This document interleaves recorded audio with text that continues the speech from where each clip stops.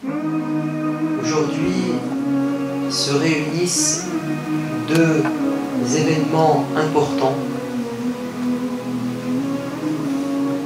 et je ne crois pas qu'il y a de hasard dans la vie. Nous sommes vendredi 1er décembre et c'est pour les musulmans la date anniversaire de la naissance du prophète de l'islam. C'est donc un jour à la fois de fête où nous commémorons, nous souvenons de l'apparition, de la venue de cet homme qui a marqué l'humanité, le prophète de l'islam, et qui pour nous musulmans joue un rôle majeur dans notre vie, car il est pour nous un modèle et un exemple que nous nous efforçons de suivre. Mais c'est en même temps un jour de tristesse, puisque aujourd'hui même nous allons prier sur une personne qui est comptée pour beaucoup d'entre vous, qui a marqué vos vies. Il s'agit de Gaëtan. Et je ne crois pas au hasard, car c'est peut-être le plus grand hommage pour Gaëtan que nous célébrions cette cérémonie à un moment où nous nous souvenons du prophète de l'islam. Tout comme le prophète de l'islam, Gaëtan a marqué la vie de beaucoup d'entre vous. Et tous les deux ont des points communs. Le prophète de l'islam est orphelin, il n'a pas connu son père. Et Gaëtan a perdu son père très jeune. Et figurez-vous que les génies qui ont marqué l'histoire sont peu nombreux, ils sont quelques-uns à chaque siècle. Et des spécialistes, des psychologues se sont intéressés au parcours de ceux qui ont laissé leur empreinte dans l'histoire, qui ont marqué la vie des gens. Et ils ont remarqué que, étrangement, beaucoup d'entre eux sont orphelins. Et ils en ont déduit que psychologiquement, quand un enfant, un jeune, perd l'un de ses deux parents, soit ce drame crée en lui un tel manque, une telle épreuve qu'il ne s'en remet pas, soit c'est l'inverse qui se produit, c'est que la disparition de son père ou de sa mère va développer en lui une énergie compensatoire. Il va devoir dans sa vie compenser ce manque. Mais également, cet enfant, ce jeune, dans sa vie, il va trouver une force intérieure pour affronter les épreuves. Car quoi de pire que de perdre l'un de ses parents quand on est tout jeune? Quand on a subi un tel traumatisme et qu'on a trouvé la force pour le dépasser, alors finalement, on est aguerri, on est prêt à affronter toutes les épreuves dans la vie. Car tout le reste sera plus facile. Et le prophète de l'islam et Gaëtan, tous les deux, sont des génies. Ils sont des génies car ils ont su, là où ils étaient, laisser une trace dans chacun d'entre vous, par leur humanisme, par leur bonté de caractère, parce qu'ils étaient au service, ils avaient un grand cœur. Alors, de ces deux événements, nous devons en tirer des leçons. Et c'est peut-être la plus belle des choses à faire quand une personne décède, le plus grand hommage, c'est de se dire qu'est-ce que cet homme, Gaëtan, nous dirait, et qu'il pouvait nous dire quelques phrases. Qu'est-ce qu'il nous dirait? Une infirmière en soins palliatifs australienne du nom de Bronnie Ware a eu l'audace de poser une question aux mourants qu'elle a pu rencontrer dans sa vie, dans l'exercice de sa profession. Elle leur a tous posé une question: quels sont vos regrets? Et souvent, ils étaient proches de l'agonie, leur jour était compté. Quels sont vos regrets? Si vous deviez faire le bilan de votre vie, Et si vous pouviez revenir en arrière, qu'est-ce que vous feriez? Et elle a récolté ces témoignages poignants de ces gens qui avaient un pied dans la tombe, et elle en a fait un livre qu'elle a appelé « Les 5 plus grands regrets des mourants ». Écoutez bien, parce que ce qu'un mourant peut nous dire, ou ce qu'un mort pourrait nous dire, est très important. Elle dit que la plupart de ces mourants ont avoué, et c'est le regret numéro 1 qui vient en tête de liste, qu'ils auraient aimé avoir eu le courage de vivre la vie qu'ils voulaient vraiment, et non pas celle que les autres attendaient d'eux. Après 20 ans, 30 ans, 60 ans, 70 ans de vie, ils disent « Ah, si seulement j'aurais pu vivre la vie que moi je voulais, et non pas celle que les gens attendaient de moi. » Qu'est-ce que ça signifie? Ça signifie que bien souvent, nous passons à côté de l'essentiel, à côté de ce qui pourrait nous rendre heureux, parce que nous vivons aux dépens des gens, parce que nous sommes prisonniers du regard des gens, parce que nous voulons absolument plaire à tout le monde, parce que nous voulons rentrer dans le moule, parce que nous sommes soumis aux diktats d'une société qui nous impose un profil particulier. Et on veut absolument suivre et entrer dans les codes. Et ça peut nous emprisonner et nous rendre malheureux. Et quand on prend de l'âge et qu'on prend un peu de sagesse, on se dit « Ah, si seulement quand j'étais plus jeune, j'avais vraiment fait mes choix personnels. Je n'avais pas été un suiveur.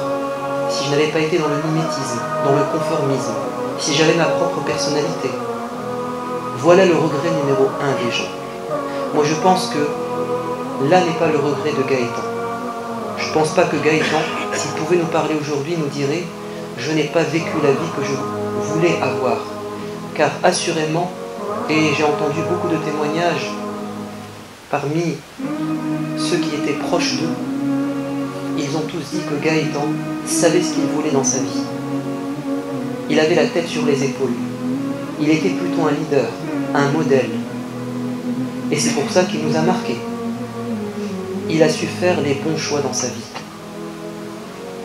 Et même s'il est mort à 29 ans, il a peut-être plus fait qu'une personne de 60 ans, parce qu'il a fait les bons choix. Le regret numéro 2 des mourants, j'aurais dû travailler moins. Et ça c'est étonnant. J'aurais dû travailler moins. C'est-à-dire que souvent, nous passons trop de temps à travailler, que la société nous pompe trop d'énergie, au détriment du temps que nous devons accorder à nos proches, à nous-mêmes, à des choses essentielles et non pas futiles. C'est comme si notre société matérialiste nous poussait à courir toujours plus vers la richesse matérielle, au point d'oublier la richesse intérieure. Et ça, c'est un regret amer chez les mourants. C'est que, s'ils pouvaient revenir en arrière, ils auraient mieux géré leur temps. Ils auraient moins été matérialistes, mais plus humains dans leur vie. Ils auraient plus profité de leurs enfants, de leur époux, de leur épouse, de leurs parents. Parce que la vie va très vite. Troisième regret, j'aurais aimé avoir le courage d'exprimer mes sentiments. Ah, si seulement. J'avais eu, à un moment donné, quand un tel, une telle était encore vivante, était proche de moi, si j'avais pu lui dire que je l'aimais, qu'il avait de l'importance à mes yeux, qu'elle était une personne extraordinaire. Quatrième regret, pardon, j'aurais aimé garder le contact avec mes amis.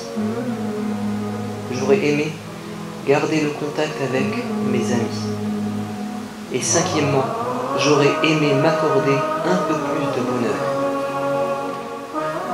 Et vous savez ce que nous dirait Gaëtan, comme d'ailleurs le prophète de l'islam et tous les grands hommes et les grandes femmes qui ont marqué l'histoire. Ils s'entendent tous à dire que le véritable bonheur dans cette vie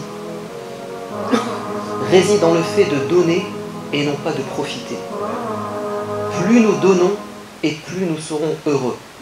Si nous sommes dans l'état d'esprit de celui qui veut profiter des autres, l'égoïsme, nous ne serons pas heureux.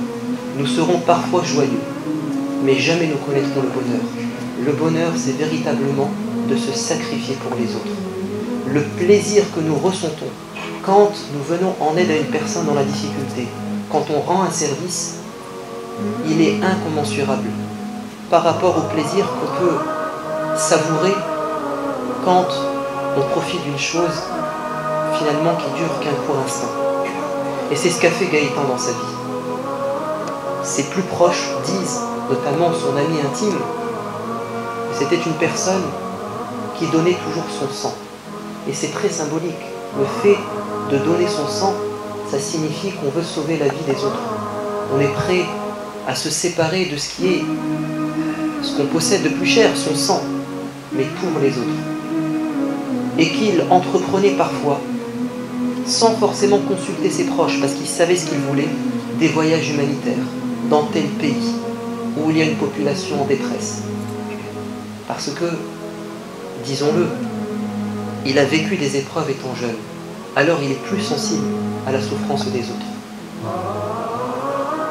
Il était prêt, parfois, et il emmenait les gens avec lui pour donner à manger aux SDF. Il le faisait pendant le Ramadan et en dehors du Ramadan.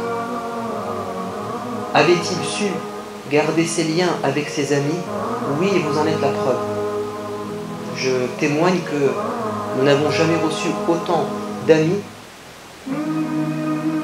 pour une personne décédée. Vous êtes extrêmement nombreux et ça prouve qu'il a réussi sa vie.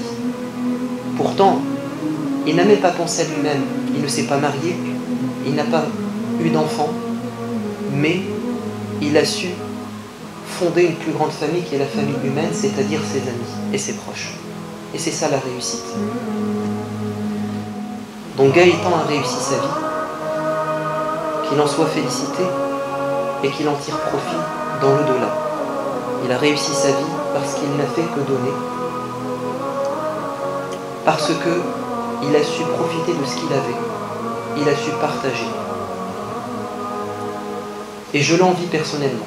Je l'envie parce que finalement c'est ce que je veux et c'est ce que vous voulez. Et il est un modèle.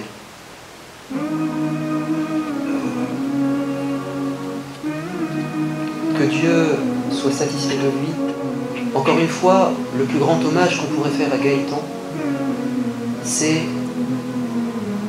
véritablement de suivre ses pas.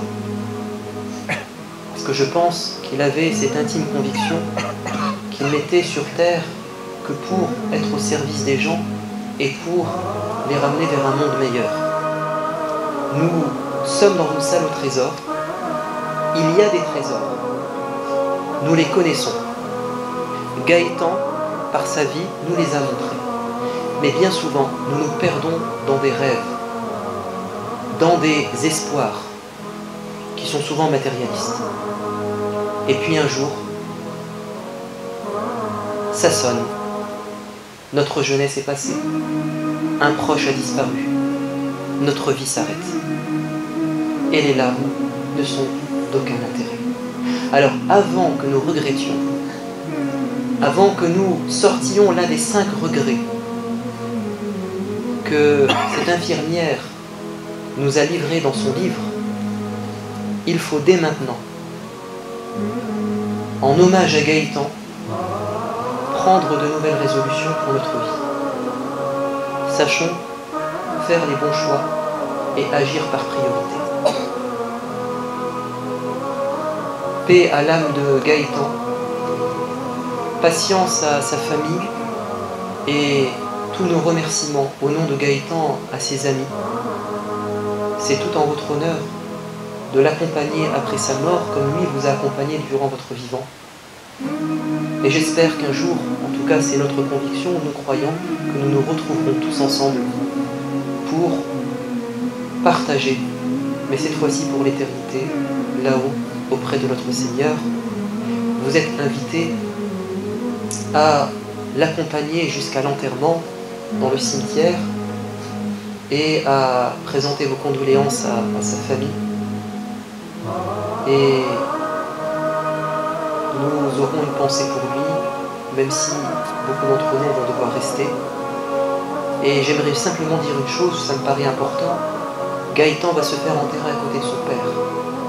Il est musulman